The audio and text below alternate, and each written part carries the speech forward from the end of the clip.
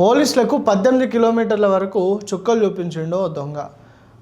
Olympic రేస్లో running రేస్లో ఏ విధంగా చేసింగ్ జరుగుతుందో అదే రీతిగా జరిగిందని చెప్పుకోవచ్చు ఇంచుమించు. అయితే ఒక కార్ రేసింగ్కి మించిపోలేదు. పుష్ప సినిమాలో ఎర్రచందనాన్ని దొంగలించిన అల్లు అర్జున్ పోలీసులకు దొరకకుండా ఎట్లా తప్పించుకుంటాడో అదే రేంజ్లో తప్పించుకోవాలని అనుకునేమో తెలియదు, కానీ ఈ దొంగ రెంట్కిచ్చే ఆర్టీసీ బస్సులు ఉంటాయి కదా, ఆ బస్సును దొంగతనం చేసిండు. అయితే ఇదే క్రమంలో అక్కడున్న ఆ బస్సును స్టార్ట్ చేసుకొని దగ్గర పోలీస్ స్టేషన్ చుట్టూ తిరగగా పోలీసులకి అక్కడున్న ఆర్టీసీ అధికారులకు అయితే అనుమానం వచ్చింది. అయితే బస్సు మిస్ అవడంతో ఎలాగన్నా బస్సును కనిపెట్టాలని ఆర్టీసీలోని కొంతమంది కార్మికులు దీన్ని గుర్తించి పోలీసులకు కంప్లైంట్ ఇచ్చారు.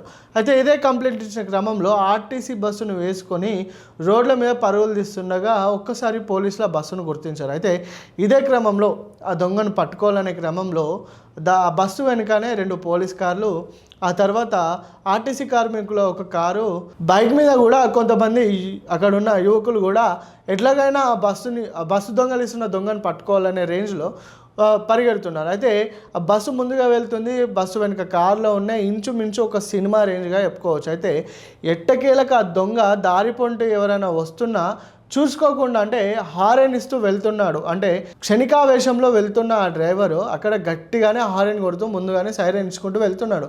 అయితే ఇదే క్రమంలో బస్సుకు మించిన స్పీడ్లో వెనకాల కార్లు ఎట్లన్నా బస్సుని క్యాచ్ చేయాలన్న ఉద్దేశంతో ఆ పోలీస్ కార్లు పరిగెడుతూనే ఉన్నాయి. ఇదే క్రమంలో అక్కడ ఒక బండి మీద వెళ్తున్న ఒక అతను ఆ బస్సుకి లెఫ్ట్ సైడ్లో వెళ్తున్నాడు. అయితే ఇదే క్రమంలో బస్సు ఏం చేసిందంటే ఒకటేసారి రైట్ టర్న్ ఇవ్వడం వల్ల అక్కడికక్కడే అతను బండి మించి పడిపోయేది. అయితే ఇదే క్రమంలో 18 కిలోమీటర్లకు వెళ్ళిన ఆ దొంగ ఆ తర్వాత ఏమనిపించిందో తెలియదు, కానీ పోలీసులకైతే లొంగిపోయాడు. చూసారా, రోడ్డు మీద అంత స్పీడ్తో పోలీసులని ఉరికిస్తూ ఆ దొంగ ఒక సెన్సేషనల్ చేశాడనే చెప్పుకోవచ్చు. అయితే మరి ఈ విధంగా ఆర్టీసీ బస్సును దొంగతనం చేయడానికి గల కారణాలు ఏమై ఉండొచ్చు అంటే అతను ఆర్టీసీ సంస్థలో పనిచేసి అతనికి ఇవ్వాల్సిన బకాయిలు ఇవ్వకపోవడం వల్ల అతను ఈ విధంగా తయారయ్యాడా లేదా అనేది మిగతా విషయాలు తెలియాల్సి ఉంది.